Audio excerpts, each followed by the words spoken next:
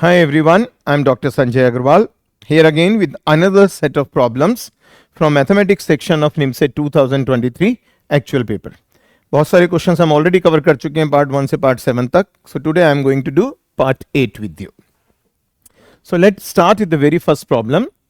ये पहली problem probability की है. Now he is saying odds in favor of an event AR2:1. This is another way of writing the probability. Okay, इसका मतलब ये है कि यदि किसी कोई 3 पार्ट्स हैं तो उसमें से 2 पार्ट ए को फेवर करते हैं, और हम सब जानते हैं प्रोबेबिलिटी का मतलब होता है number of favourable cases upon total number of cases. तो using that probability of A आपका आ गया. Using that probability of A comes out to be 2/3. And similarly probability of A union B वो भी गिवन है. इन्होंने 4 में से 3 इसे फेवर कर रहे हैं. टोटल 3-1 है, मतलब टोटल पार्ट 4 है. 4 में से 3 इसे फेवर कर रहे हैं. So it is 3/4. अब हमें ये सबको एक फॉर्मूला, बहुत कॉमन सा फॉर्मूला हमेशा से करते रहे हैं प्रोबेबिलिटी का. Probability of A union B is probability of A plus probability of B minus probability of A intersection B. ठीक है ना. इस तरह की वेन डायग्राम मान लीजिए. अब ये ए हो गया, ये बी हो गया, और ये आपका कॉमन पोर्शन हो गया. This is the common portion. अब क्योंकि प्रोबेबिलिटी कभी भी, अब हमें बाउंड्स निकालने हैं प्रोबेबिलिटी ऑफ बी के, और ए इंटरसेक्शन बी प्रोबेबिलिटी भी हमें गिवन नहीं है. ये हमें गिवन है, ये हमें गिवन है, ये हमें निकालना है, ये हम पे है नहीं.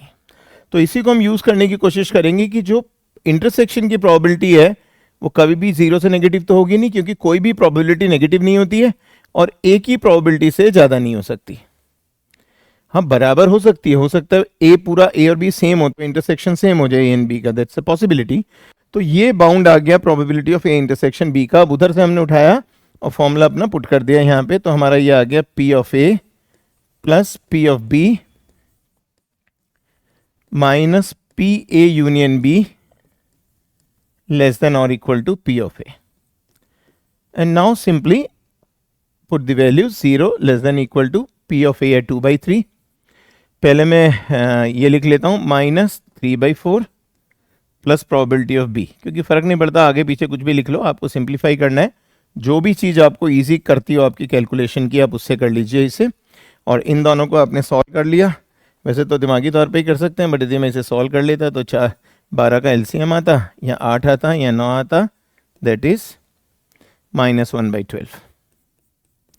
ठीक है ना. So it gives me 0 less than equal to P B minus 1/12 is less than और इक्वल टू 2/3. और 1/12 दोनों तरफ ले जाइए. 1/12.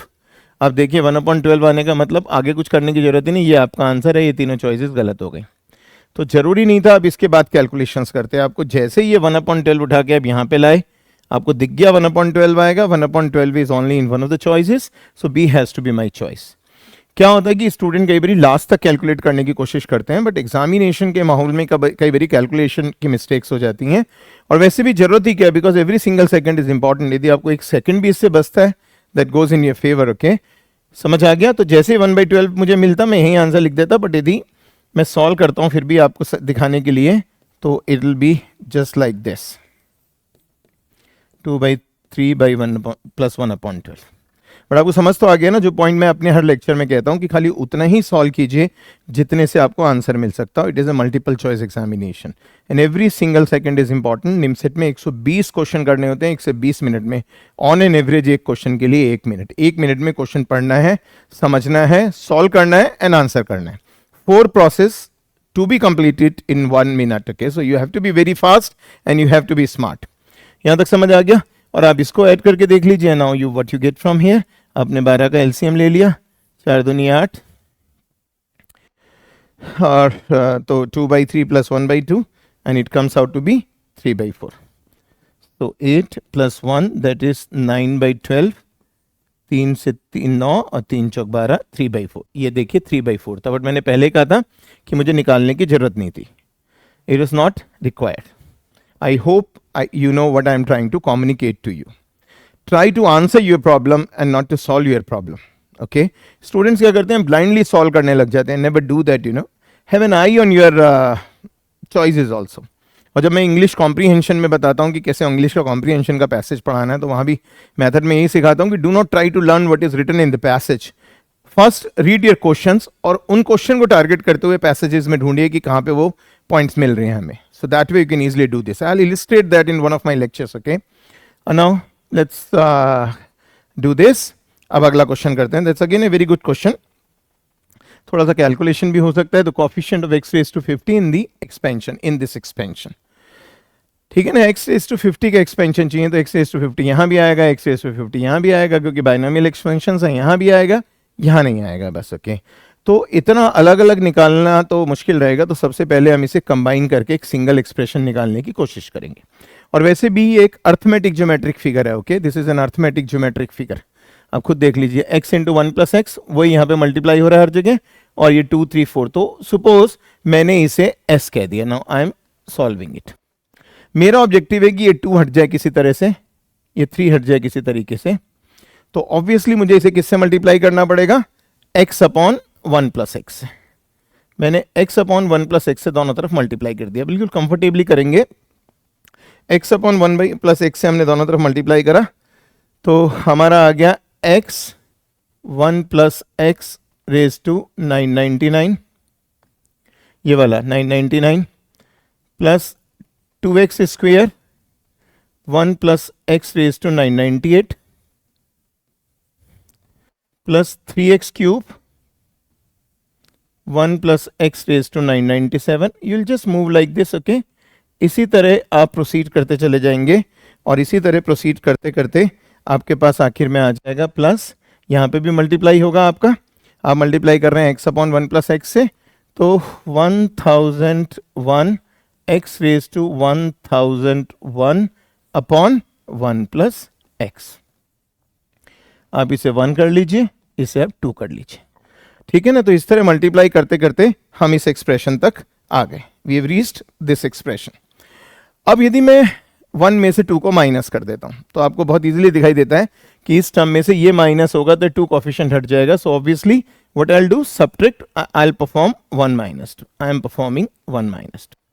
Now what is 1 minus 2 is giving me, that is 1 minus x upon 1 plus x S. इसमें से इसको minus कर रहे हैं. पहली टर्म हमारी एज इट इज रह गई. So the first term is उसी तरह से रह जाएगी 1 प्लस एक्स रेज टू 1000. दूसरी टर्म मेरी क्या आ जाएगी, इसमें से ये माइनस करा 2x minus x, that is x plus x 1 plus x raise to 999, plus 3x square में से 2x स्क्वायर चला गया, that is x square 1 plus x raise to 998. आप इसी तरह कंटिन्यू करते चले जाइए. तो इस तरीके से आपने जब फर्स्ट में से 2 को माइनस करा, तो इस तरह कंटिन्यू करते करते आपके पास इधर आ गया plus plus x raise to 1000 plus, और ये क्योंकि 1 में से 2 माइनस करना है, minus 1001 x raise to 1001 upon this. So this x raise to 1001 upon 1 plus x. आप यहां तक आ गए. Okay, you just look at this. 1 में से आपने 2 को माइनस करा, तो इस तरह कंटिन्यू होते होते चले गए, और आखिरी टर्म वो एज इट इज आ गई, minus 1001 x raise to 1001 upon 1 plus x. Next, अब आपने इसे सिंप्लीफाई कर लिया and then you simplify it. तो यहां से जब आप देखते हैं, देखिए क्रॉस मल्टीप्लाई कीजिए, 1 plus x minus x, x से एक्स कैंसिल हो गया. आप इसे सिंप्लीफाई कर लीजिए ना. 1 प्लस एक्स इधर आ गया एलसीएम में, एक्स से एक्स कॉमन हो गया, तो ये आपने ले लिया, एस इधर ले लिया, और सबको 1 प्लस एक्स, ये जो 1 प्लस एक्स नीचे था वो सबसे मल्टीप्लाई हो गया. तो 1 plus x raise to 1001 plus x 1 plus x raise to 1000 plus x square 1 plus x raised to 999. You're just moving like this. Plus x raised to 1000. 1 plus x. Continue होता चला जा रहा है ना. It's just moving like this. Minus 1001 into x raised to 1001. अब यहां तक पहुंच गया. कभी किसी स्टूडेंट को कन्फ्यूजन ना रह जाए तो मैं दिखा देता हूँ ये क्या हुआ बेसिकली। ये आपका हुआ एलसीएम लेने पे 1 + x - x upon 1 + x s, आपने इससे इसे कैंसिल कर दिया और आपके पास बच गया 1/1 + x s। तो आपने s अपने पास रख लिया, 1 + x से थ्रू आउट मल्टीप्लाई कर दिया। That is what you did here. Okay, तो यहाँ मैं मार्क कर देता हूँ कि इससे आगे मुझे इस चीज में नहीं जाना है। अब आप खुद देखिए कि ये आपको क्या मिल जाएगा, what you are going to get from here. आप यहाँ पे कॉमन ले लीजिए 1 + x⁻² 1001 को आप कॉमन ले लीजिए, ये 1 आ गया, plus x/1 + x plus x² / 1 + x²। Like अब तक आपको आइडिया तो लग ही गया होगा मैं क्या करने जा रहा हूँ। 1 + x⁻² आपने करा है तो अल्टीमेटली आपका आ जाएगा, it comes out to be a GP. 1 + x⁻² 1001 में आपने भार लिया 1 + x/1 + x plus x² / 1 + x² plus plus. अब कंटिन्यू करते चले जाइए 1 + x⁻² this, so it will B x⁻1000 upon 1 + x⁻1000 minus 1001 x⁻1001। वैसे आप चाहें ना, आप चाहें तो थोड़ी सी कॉमन सेंस यूज करके ना इसे छोड़ ही दीजिए कैलकुलेशंस में से, क्योंकि आपको कोएफिशिएंट लेना है x⁻50 का और ये अलग सी टर्म है, इसमें से कभी x⁻50 तो आपको मिलना नहीं है। तो आप ना भी चाहें तो इसे यहीं पे छोड़ सकते हैं। आपको खाली इतनी सीरीज से एडवांटेज होगा because it will become a GP. ये जीपी आप इसका सम लिखेंगे वहां से आप पे, तो एज सच ये आपको हेल्प नहीं करेगा बिल्कुल भी। बट आप लिखना चाहें तो आप कंटिन्यू करते रहिए, बट यदि मैं आपकी जगह एग्जाम में हूँगा तो I will obviously not be writing it. अब मैंने जीपी का सम कर दिया, पहली वाली टर्म से मुझे एडवांटेज मिल रही है, तो 1 - x/1 + x 1001 upon 1 - x/1 + x। मैंने मना करा था लिखने को, बट मैं लिख रहा हूँ वैसे ही, जिससे कुछ स्टूडेंट को ये ना लगे कि सर ने ये क्यों हटा दिया। बट मैं ऑलरेडी समझा चुका हूँ कि आपको एग्जाम में इसे बिल्कुल भी लिखने की जरूरत नहीं है। It is just a wastage of your time, क्योंकि हर चीज़ को लिखने में स्पेस भी जाएगा एंड टाइम भी जाएगा। आप इसे सॉल्व कर लीजिए, सिंप्लीफाई आपने करा तो it will come out to be 1 + x raised to 102। Simplify करके देखिए 101 है, यहाँ से 1 + x - x, x से x कैंसिल हो गया, ये 1 + x उठ के यहाँ पे आ गया, यहाँ है ना 1 + x - x, x से x - x कैंसिल हो गया, ये 1 + x इसमें मल्टीप्लाई हो गया, 1 + x raised to 1001 की जगह 1002 हो गया, और ये अंदर वाला आपका ऐसे ही रह गया, ठीक है ना। और यहाँ से चला ही गया है, आप साथ साथ एक्सपेंशन कर लीजिए, तो that is 1 - x/1 + x raised to 1001। और बाद वाली term I am again writing just not to, कुछ लोगों का कंफ्यूजन अवॉइड करने के लिए।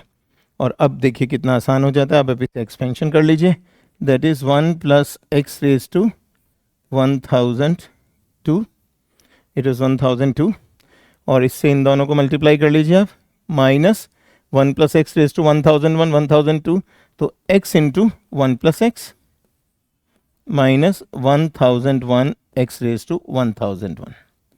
आप खुद देखिए, अब इनमें से आपको चाहिए x की पावर 50 का, तो इन दोनों से तो मुझे कुछ मिलना नहीं है, मुझे खाली मिलना है इस वाले से। I am only going to get it from here not from there. इसमें भी पावर 50 नहीं है, ये तो 1 + x है, इसमें भी पावर 50 नहीं है क्योंकि x की पावर 1001 है। So just to concentrate on this and it is binomial expansion से मुझे इमीडिएटली दिखाई दे रहा है कि ये आंसर कितना आ जाएगा, coefficient 1002c50।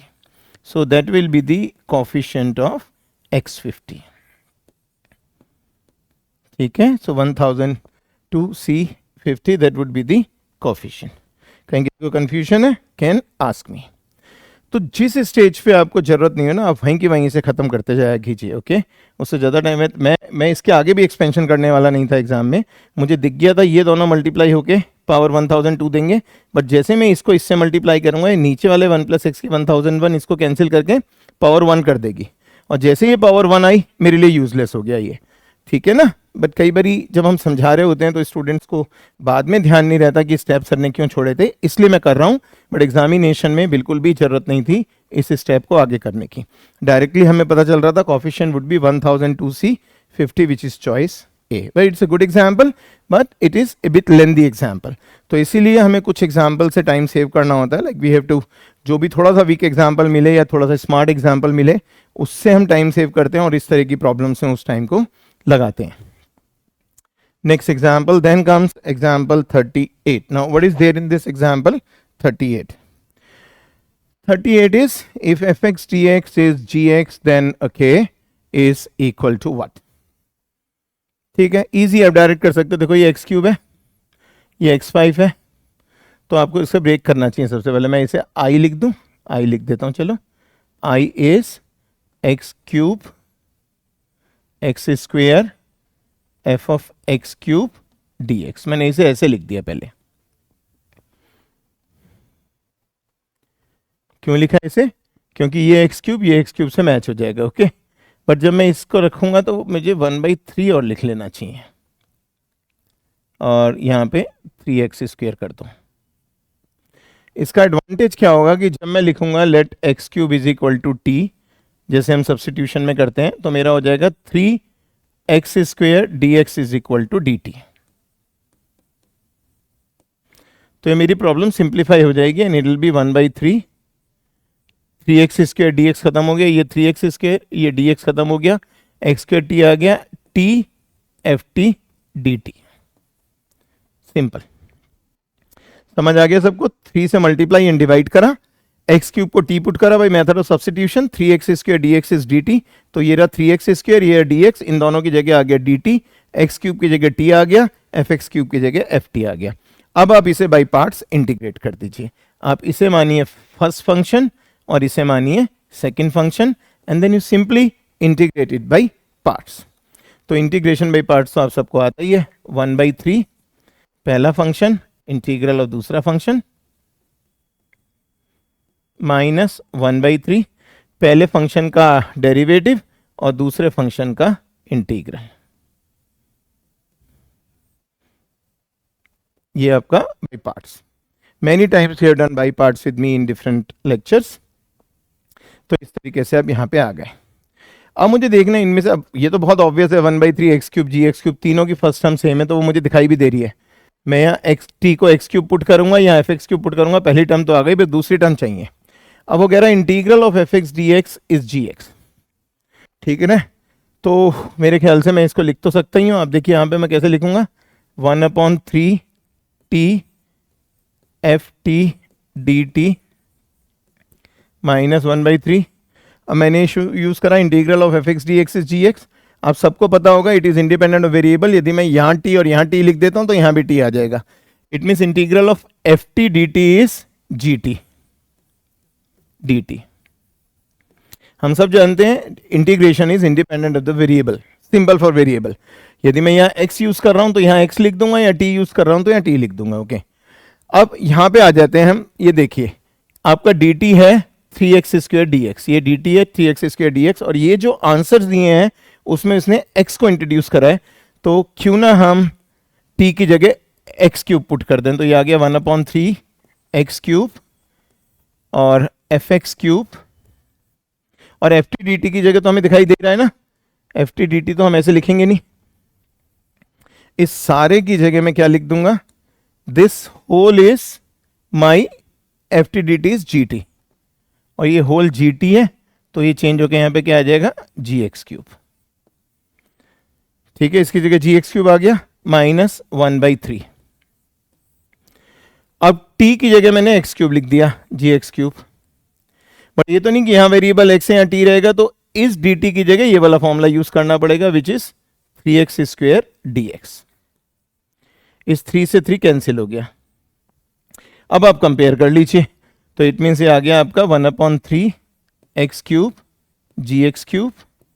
It's also an easy problem, like can be done very easily, minus x square g x cube d x. तो आप कंपेयर करके देख लीजिए सर कौन सी है, 1/3 x cube g x cube minus integral x cube g x cube d x.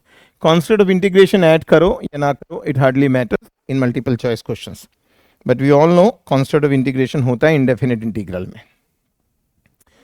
So that was another question. Okay, so let's do one more example. Number of non-differentiable points of this function. It's a very good question.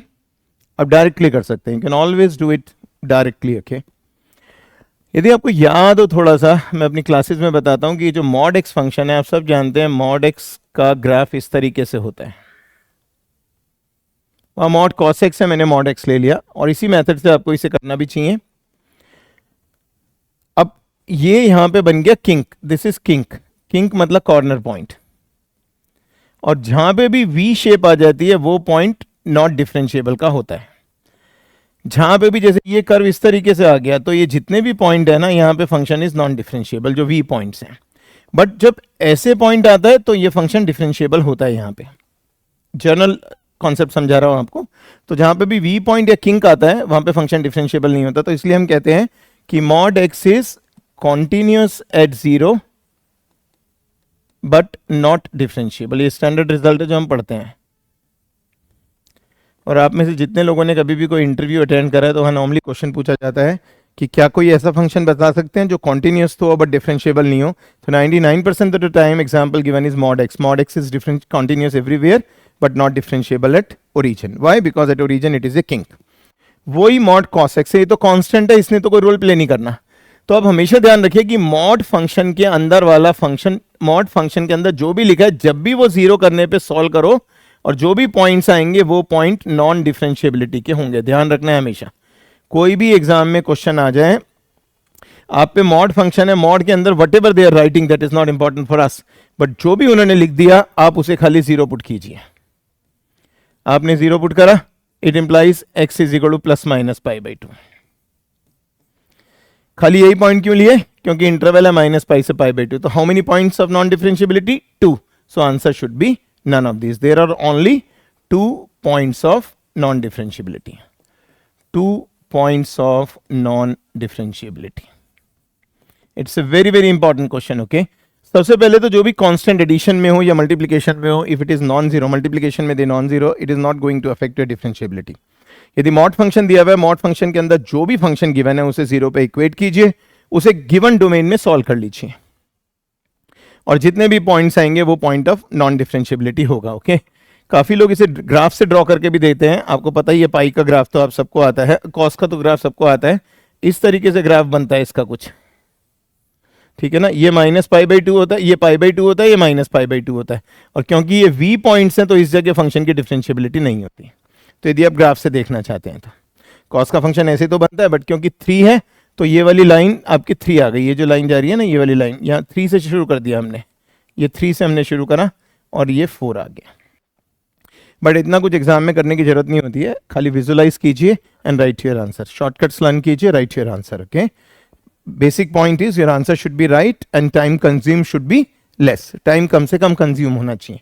Then comes the last problem of this particular chapter, this particular part.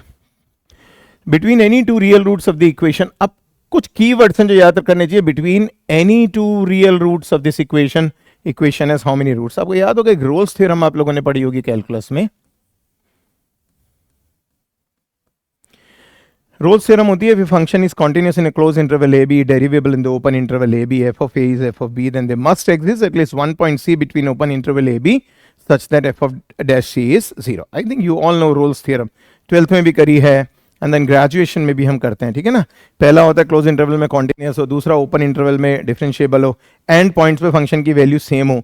तब उस interval में कम से कम एक point ऐसा जरूर exist करता है जिसपे फंक्शन का डेरिवेटिव 0 हो जाता है.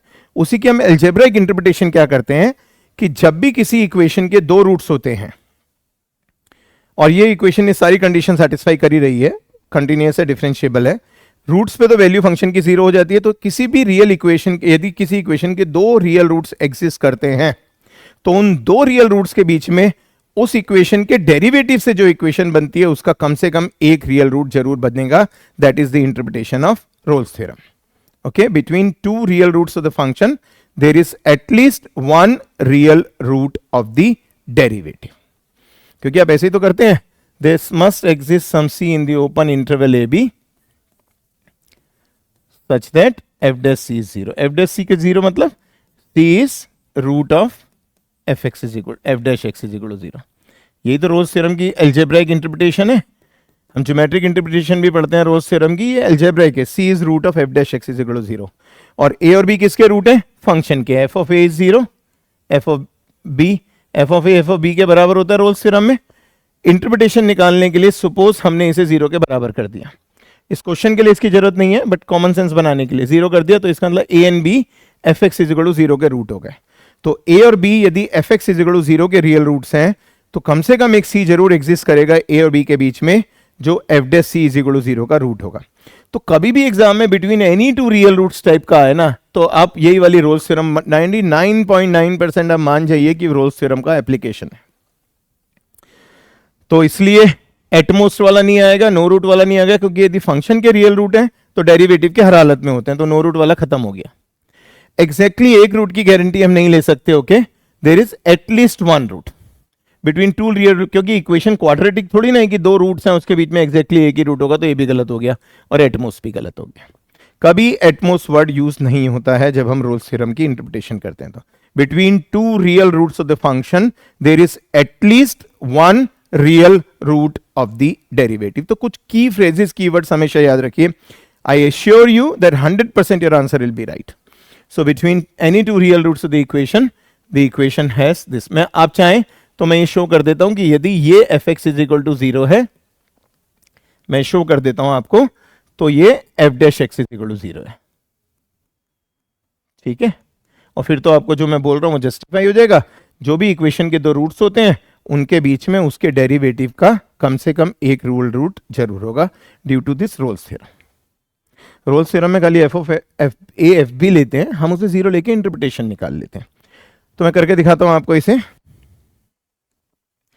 Suppose f of x is ex sin x minus 1. ठीक है, यहां से हमें यह भी पता चल रहा है, we are getting from here that ex sin x is equal to 1. ये ध्यान रखिएगा. अभी ex sin x is equal to 1, ये हमने इसे सॉल्व कर लिया. आपने इसे डिफरेंशिएट करा. डिफरेंशिएट प्रोडक्ट रूल लगेगा. ex cos x और ex का डेरिवेटिव ex होता है plus ex sin x. But ex sin x कितना है? 1 है. So this is ex cos x plus 1. तो ऑब्वियस, आप खुद कंपेयर कर लीजिए. It is nothing but this ex cos x plus 1. और जैसे हमने ये शो करा, ये एस्टेब्लिश हो गया. ठीक है ना. तो ये जरूरी नहीं है कि आप खाली ट्रेडिशनल मेथड या बुक में जो आपने मेथड पढ़े हुए हैं उन्हीं से आप सॉल्व करें.